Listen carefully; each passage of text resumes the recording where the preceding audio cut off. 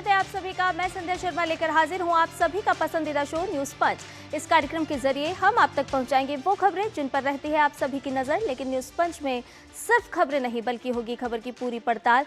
तथ्यों और आंकड़ों के जरिए आपको समझाएंगे खबर का हर एक बिंदु और साथ ही मौजूद ग्राउंड जीरो पर अपनी टीम से जानेंगे एक एक अपडेट भी। आज न्यूज पंच के जरिए जिन खबरों पर रहने वाली हमारी नजर, सबसे पहले कर लेते हैं उन खबरों का रुख यानी कि टॉप लाइंस का रुख। तो बता दें आपको कि न्यूज पंच में सबसे पहले बात होगी उम्मीदों से भरी हुई। अब उम्मीदों पर खरा उतरूंगा, ये बात क्यों कही जा रही है केंद्रीय मंत्री की तरफ से, आपको इस खबर के बारे में करेंगे अपडेट और विस्तार से आपको बताएंगे इस खबर के बारे में। इसके अलावा न्यूज पंच में जो हमारी अगली खबर होगी वो होगी पंजाब से जुड़ी हुई। और अब उठ रहा है सवाल कि क्या पंजाब में मंत्री देंगे इस्तीफा। जी हाँ, यही है सबसे बड़ा सवाल कि क्या पंजाब में मंत्री इस्तीफा देंगे। लाठीचार्ज पर क्योंकि यहाँ पर हो रहा है बवाल, इस खबर पर भी विस्तार से करेंगे बात और अपने रिपोर्टर से भी लेंगे अपडेट। इसके अलावा न्यूज पंच में जो हमारी एक और खबर होगी वो आपको बताएंगे और बताएंगे कि किस तरह से कहीं फर्जी तो नहीं है एयर सुविधा वेबसाइट और किस तरह से आपको इस फर्जीवाड़े से रहना है। अपडेट करेंगे इस पर भी बात। तो आइए न्यूज पंच की कर लेते हैं शुरुआत और सबसे पहले बात शिक्षा क्षेत्र से जुड़ी हुई करते हैं। तो आपको बता दें कि केंद्र सरकार के आश्वासनों और केंद्रीय शिक्षा मंत्री के पद में से धर्मेंद्र प्रधान के इस्तीफे के बाद जंतर मंतर पर चल रहा आंदोलन समाप्त हो गया है। सरकार ने कहा है कि छात्रों की चिंताओं को गंभीरता से सुनते हुए संवाद के माध्यम से समाधान निकाला गया है। सरकार का यहाँ पर दावा ये भी है कि शिक्षा व्यवस्था में पारदर्शिता और परीक्षा प्रणाली को और भी ज्यादा मजबूत बनाने के लिए आवश्यक सुधारों की प्रक्रिया भी लगातार जारी रहेगी ताकि छात्रों का जो विश्वास है और भविष्य है दोनों ही सुरक्षित रह सकें। इधर केंद्रीय मंत्री धर्मेंद्र प्रधान के इस्तीफे के बाद प्रहलाद जोशी को शिक्षा मंत्रालय का अतिरिक्त प्रभार सौंप दिया गया है। इस मौके पर प्रहलाद जोशी ने प्रधानमंत्री नरेंद्र मोदी का आभार जताया है और कहा है कि वो पूरी निष्ठा से अपनी जिम्मेदारी को निभाएंगे। अब संसदीय कार्यवाही के लिहाज से अगर देखें तो कल का दिन बहुत ही अहम रहने वाला है। जानेंगे सभी अपडेट अपने संवाददाता से, लेकिन उससे पहले एक नजर कुछ खास तथ्यों पर डाल लेते हैं। तो आपको बता दें कि प्रहलाद जोशी शिक्षा मंत्रालय का प्रभार अब संभालेंगे और इसके साथ साथ प्रहलाद जोशी बने देश के नए शिक्षा मंत्री। इसके अलावा आपको बता दें कि धर्मेंद्र प्रधान के इस्तीफे के बाद ये ऐलान किया गया, शिक्षा मंत्रालय का अतिरिक्त प्रभार उन्हें सौंप दिया गया है और प्रधानमंत्री नरेंद्र मोदी का उन्होंने आभार भी व्यक्त किया है। धर्मेंद्र प्रधान के कार्यों को भी सराहा है, उनके कार्यों की प्रशंसा करते हुए भी यहाँ पर प्रहलाद जोशी नजर आए हैं। तो प्रहलाद जोशी शिक्षा मंत्रालय का पदभार यानी कि अतिरिक्त पदभार भी संभालेंगे। और इसके साथ साथ आपको ये बता दें कि धर्मेंद्र प्रधान जो कि पूर्व में शिक्षा मंत्री रहे, जिनका इस्तीफा हुआ, उनके कार्यों की भी प्रशंसा प्रहलाद जोशी ने की है। और भी उन्होंने क्या कुछ कहा है, आइए सुनते हैं।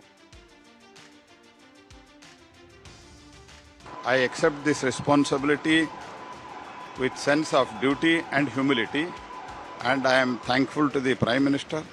In last 12 years of Prime Minister Shri Modi government, many historical achievements have been done, and even in last 4-5 years, Shri Dharmendra Pradhan also executed national new education policy.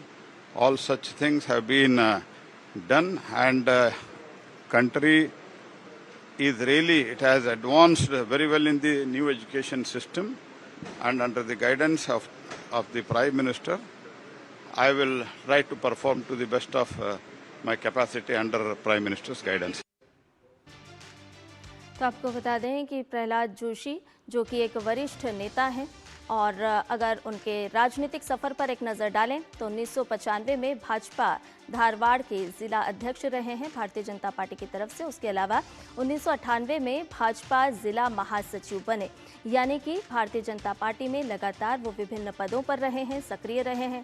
Bharatiya Janata party के वरिष्ठ नेता हैं प्रहलाद जोशी। इसके अलावा आपको बता दें कि कर्नाटक भाजपा के महासचिव पद का भी निर्वहन उन्होंने किया है। तो राजनीतिक सफर पर अगर हम एक नज़र डालते हैं तो साफ तौर पर स्पष्ट होता है कि एक अच्छा खासा अनुभव रखते हैं प्रहलाद जोशी। 2013 में कर्नाटक भाजपा के अध्यक्ष बने और उसके बाद 2004 की जब हम बात करें तो पहली बार उन्होंने लोकसभा सांसद का चुनाव लड़ा था। धारवाड़ से वो लगातार 5 बार सांसद बने हैं। इसके अलावा 2019 में केंद्रीय मंत्री की जिम्मेदारी भी प्रहलाद जोशी ने संभाली। संसदीय कार्य, कोयला और खनन मंत्रालय का प्रभार उन्हें मिला, यानी कि वो इन मंत्रालयों को देखते रहे। 2024 में उपभोक्ता एवं खाद्य मंत्रालय का प्रभार उन्होंने संभाला। नवीकरणीय ऊर्जा मंत्रालय की जिम्मेदारी भी प्रहलाद जोशी के पास है। तो हम देख सकते हैं कि किस तरह से एक अच्छा खासा राजनीतिक अनुभव प्रहलाद जोशी रखते हैं, जिन्हें शिक्षा मंत्रालय का अतिरिक्त प्रभार सौंपा गया है। इसके अलावा आपको बता दें कि केंद्रीय गृह मंत्री ने क्या कुछ कहा है। केंद्रीय गृह मंत्री अमित शाह ने अपनी सोशल मीडिया पोस्ट में धर्मेंद्र प्रधान के कार्यकाल में शिक्षा क्षेत्र में हुए अहम सुधारों का जिक्र किया है और इन सुधारों का जिक्र करते हुए उन्होंने लिखा है कि केंद्रीय गृह मंत्री ने जो एक्स पे पोस्ट किया है उसमें बोला है कि भाजपा के कार्यकर्ताओं के लिए पद से कहीं अधिक महत्वपूर्ण देश है, हमारी युवा पीढ़ी और विद्यार्थी हैं।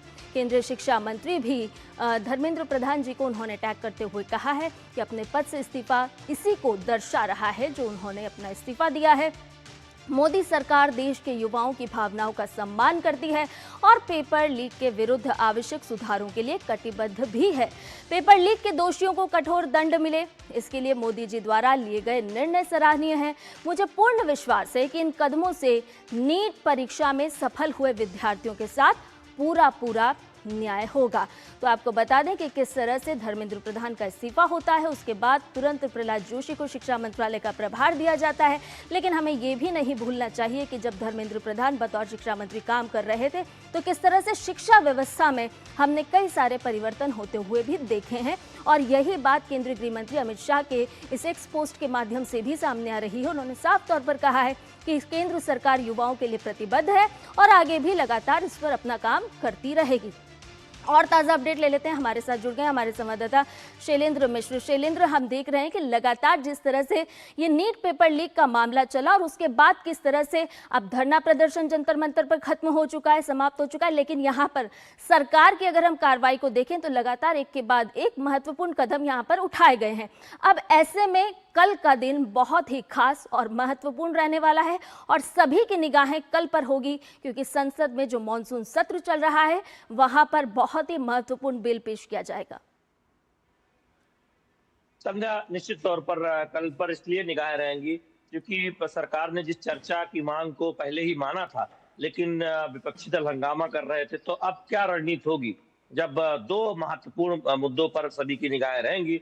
एक संशोधन जो बिल में लाने के लिए सरकार ने कैबिनेट में मंजूरी दी है और उसे लोकसभा में सूचीबद्ध भी कर दिया गया है। सरकार जरूर चाहे कि कल ही उस पर चर्चा शुरू हो और कल ही उसे पारित कराया जाए।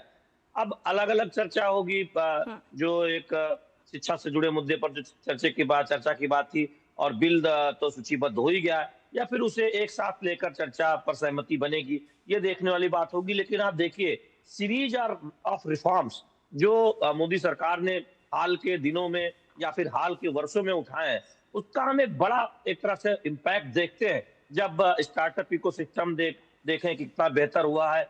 युवा नए स्टार्टअप सामने आ रहे हैं, पेशेवर ज्यादा से ज्यादा हमारे देश में स्किल्ड हों युवा, उस दिशा में नए नए रोजगार पर कोर्स लॉन्च किए गए हैं। सीटें बढ़ाई गई हैं, एमबीबीएस की, मेडिकल की, पैरामेडिकल की, आईआईटी की संख्या बढ़ी है, इंजीनियरिंग करने वाले छात्रों की संख्या बढ़ी है, तमाम रोजगार पर तकनीकी कोर्स बढ़े। जी कल निगाहें होंगी जब चर्चा होगी, आगे की राह क्या होगी। पहली बात तो है, सरकार ये सुनिश्चित करना चाहती है कि पेपर लीक भूतकाल की बात हो जाए, यानी टेक्नोलॉजी के माध्यम से, कंप्यूटर बेस्ड एग्जाम प्रक्रिया के माध्यम से और तमाम जगहों पर फुल प्रूफ व्यवस्था हो, जिसका एक उदाहरण हमने नीट की पुनर्परीक्षा में देखा है। कितनी सफलतापूर्वक ये परीक्षा संपन्न कराई गई और आज जो छात्र हैं उनका एक भी वर्ष बर्बाद नहीं हुआ, क्योंकि जब लीक हुआ था तो ये चिंता हुई थी कि क्या एक साल छात्रों का खराब होगा, लेकिन ये सुनिश्चित किया गया प्रधानमंत्री नरेंद्र मोदी की अगुवाई में कि छात्रों का समय बर्बाद न हो, छात्रों का साल बर्बाद न हो। तो अब कल निगाहें रहेंगी, क्योंकि बहुत कड़े प्रावधान और कल निगाहें रहेंगी। इसके साथ साथ विपक्ष पर खास तौर पर निगाहें रहने वाली है शैलेंद्र, क्योंकि हमने देखा कि जिस तरह से विपक्ष एक राजनीति करना चाह रहा था, इस पूरे विषय पर अपनी राजनीति चमकाना चाह रहा था, तो क्या कल सदन में विपक्ष का रवैया किस तरह से नजर आएगा, उस पर भी सभी की निगाहें बने रहेगी। बहुत बहुत धन्यवाद शैलेंद्र फिलहाल तमाम जानकारी के लिए। और न्यूज पंच में फिलहाल रुकने एक छोटे से ब्रेक के लिए जल्द हाजिर होंगे। हर जीत की शुरुआत होती है छोटे छोटे कदमों से और हर छोटी तैयारी बदल सकती है पूरा नतीजा। क्योंकि मैदान हो या जिंदगी, छोटी से छोटी तैयारी ही देती है प्रोटेक्शन, और प्रोटेक्शन ही देता है भरोसा। जैसे LIC की बीमा लक्ष्मी, एक खास प्लान सिर्फ महिलाओं के लिए, जहां छोटी बचत दे बड़ी सुरक्षा, ताकि जिंदगी के हर मैदान में आप रहे हर पल के लिए रेडी। LIC बीमा लक्ष्मी, रखे हर पल के लिए रेडी। जब धरती चीर कर निकलता है लोहे का पत्थर और मिलता है मोंगिया के जोश से, फिर तपता है, पिघलता है और बनता है फौलाद। अब होता है सरिया सारी खूबियों के साथ। मोंगिया स्टील, मजबूत देश का मजबूत सरिया। भारत की सबसे बड़ी gold loan NBFC Muthoot finance से गोल्ड लोन लीजिए और फिर देखिए सोना क्या नहीं कर सकता। कॉल कीजिए 1-800-313-1212। ब्रेक के बाद न्यूज पंच में आपका एक बार फिर से स्वागत है और आइए अब रुक करते हैं हमारी अगली खबर का, जो है पंजाब से जुड़ी हुई। पंजाब में पेपर लीक का मामला अब तुल पकड़ता जा रहा है। पंजाब में हाल ही में सिर्फ शिक्षा की ही खराबी नहीं है, बल्कि हम लगातार देख रहे हैं कि यहाँ के स्वास्थ्य क्षेत्र भी बीमार होता हुआ नजर आ रहा है। और इस सब की वजह से अब पंजाब में शिक्षा मंत्री और स्वास्थ्य मंत्री से इस्तीफे की मांग भी तेज हो चली है। भाजपा ने पेपर लीक मामले पर शिक्षा मंत्री हरजोत सिंह बैंस और स्वास्थ्य मंत्री के इस्तीफे की मांग कर डाली है। आपको बता दें कि पंजाब में नायब तहसीलदार भर्ती परीक्षा और साथ ही साथ पंजाब स्कूल शिक्षा बोर्ड से जुड़े परीक्षा में पेपर लीक, कृषि अधिकारी भर्ती परीक्षा और तथा Baba Farid university of health sciences द्वारा आयोजित फार्मासिस्ट भर्ती परीक्षा में अनियमितताओं की शिकायतें आने के बाद भी वहां की सरकार कोई कार्रवाई नहीं कर रही है। अब वहीं दूसरी तरफ अगर हम देखें तो सफाई कर्मचारियों पर हुए पुलिस के लाठीचार्ज के बाद अब कटघरे में आ गई है पंजाब पुलिस। आपको बता दें कि पंजाब सरकार से राष्ट्रीय सफाई कर्मचारी आयोग ने इस पूरे मामले को लेकर के रिपोर्ट भी मांग ली है। इन तमाम विषयों पर विस्तार से करेंगे अपने संवाददाता से चर्चा, लेकिन उससे पहले नजर कुछ खास तथ्यों पर। तो आपको बता दें कि आप मंत्री क्या इस्तीफा देंगे, अब है यही सबसे बड़ा सवाल। मान सरकार पर बढ़ा विपक्ष का दबाव, लगातार ये दबाव बढ़ता जा रहा है, क्योंकि सवाल तो अब वाजिब है और सवाल पूछा भी जाएगा कि अगर पेपर लीक का मामला पंजाब में है तो फिर यहाँ के शिक्षा मंत्री इस्तीफा क्यों नहीं देते, ये सवाल पूछा जाएगा। सरकार को घेरा जा रहा है और आपको ये भी बता दें कि 2 मंत्री जो हैं उनसे इस्तीफे की मांग की जा रही है। शिक्षा मंत्री हरजोत सिंह बैंस छोड़ें पद, ये मांग अब पुरजोर हो चली है।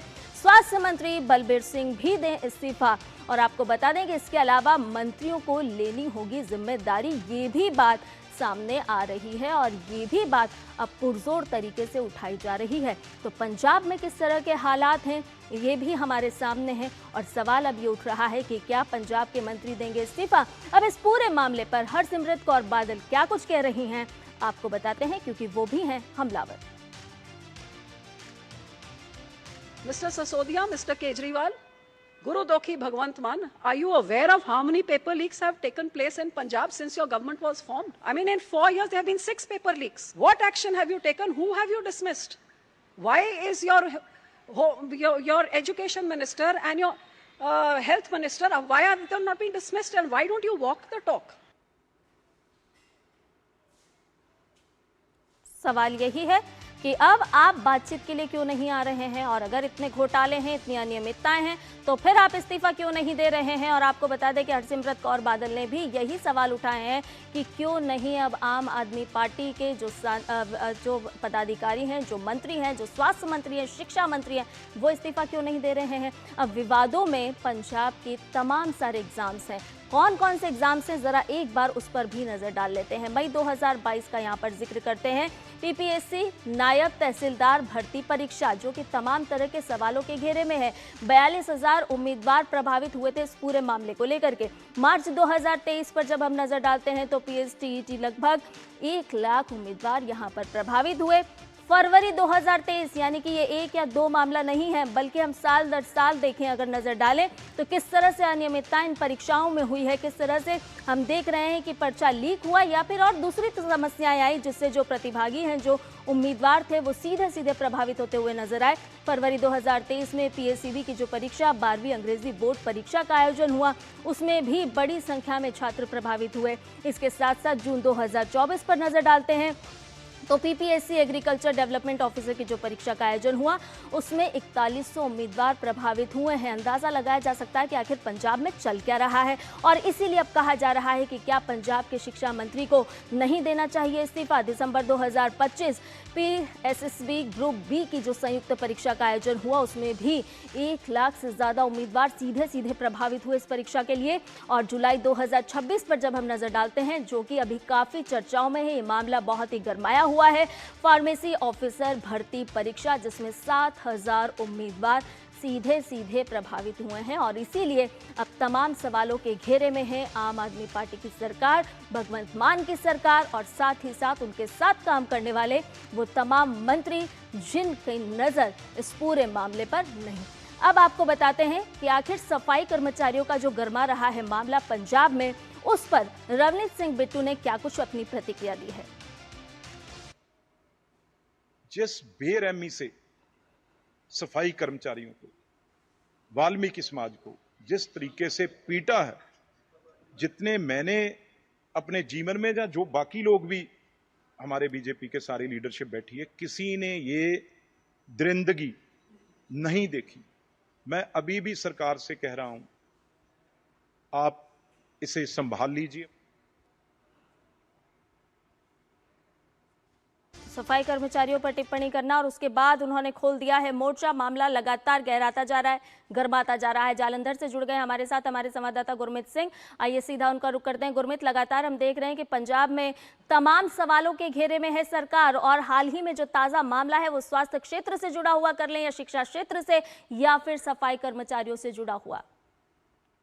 संध्या, बिल्कुल ये जो है बहुत ज्यादा सरकार के लिए, आम आदमी पार्टी सरकार के लिए एक टेंशन वाली स्थिति बनी हुई है, क्योंकि जिस समय नीट पेपर लीक का मामला, उसको लेकर बड़ी आम आदमी पार्टी की सरकार पंजाब की बड़ी वोकल थी, हर मंत्री लगभग बाइट दे रहा था। मगर ये जो मामला है, 19 तारीख को एग्जाम हुआ पंजाब में फार्मेसी अफसर का, और 19 तारीख के बाद लगातार जितने भी अभ्यर्थी हैं वो अभी तक यही इंतजार कर रहे हैं कि क्या ये पेपर कैंसिल होगा या नहीं होगा। अभी तक सरकार की ओर से इस पूरे मामले को लेकर कोई स्पष्टीकरण नहीं है। नंबर 2, पंजाब में शिक्षा मंत्री का इस्तीफा सभी पॉलिटिकल पार्टियां एक सुर में मांग रही हैं, मगर अभी तक पंजाब में आम आदमी पार्टी सरकार, मुख्यमंत्री भगवंत मान, अरविंद केजरीवाल से लेकर जितनी लीडरशिप है अभी तक शांत है। हालांकि जो शिक्षा मंत्री हरजोत सिंह बैंस, उनसे मीडिया ने सीधे तौर पर सवाल किया तो उन्होंने सिर्फ इतना जवाब दिया कि अगर इस्तीफा मांगा जाएगा तो मैं दूंगा। इससे आगे कोई बात नहीं हुई है। एडमिनिस्ट्रेशन को लेकर, शिक्षा मंत्रालय को लेकर कोई बात नहीं हुई। मगर सोशल मीडिया पर एक कैंपेन चलाया जा रहा है अनऑफिशियली कि ये जो शिक्षा, जो ये फार्मेसी अफसर का जो ये एग्जाम हुआ है, ये दरअसल शिक्षा मंत्री के अंदर नहीं आता है। फार्मेसी अफसर जो है ये अलग विभाग है, ये स्वास्थ्य विभाग के अंदर आता है, तो इसलिए इसमें जो है स्वास्थ्य मंत्री की जिम्मेदारी बनती है। अब ऐसे में देखिए, सीधे तौर पर ये है कि जो एग्जाम कंडक्ट हुआ, अगर आप ये भी मान लें कि फार्मेसी अफसर की पोस्ट जो है वो स्वास्थ्य मंत्रालय के अंदर आती है, स्वास्थ्य मंत्री के अंदर आती है, मगर ये जो एग्जाम कंडक्ट करवाया ये टीचरों के द्वारा कंडक्ट करवाएगा। पूरा एडमिनिस्ट्रेशन जो है वहां पर टीचरों का होता है, तो ऐसे में शिक्षा मंत्री की जिम्मेदारी सीधे तौर पर बनती है। गुरमीत, यहाँ पर सवाल ये भी उठता है ना कि सफाई कर्मी जब अपनी आवाज उठाते हैं तो आप उनके साथ बर्बरतापूर्ण व्यवहार करते हैं और इस तरह का रवैया अपनाते हैं कि उन पर लाठीचार्ज कर दिया जाता है। दूसरी तरफ अगर हम शिक्षा क्षेत्र की बात करें तो यहाँ के विद्यार्थी तो अलग नहीं है, विद्यार्थी तो हर जगह का एक है, लेकिन आम आदमी पार्टी का जो रवैया है वो जरूर अलग अलग नजर आता है, जिस तरह से राजनीति चमकाने का काम किया जा रहा है।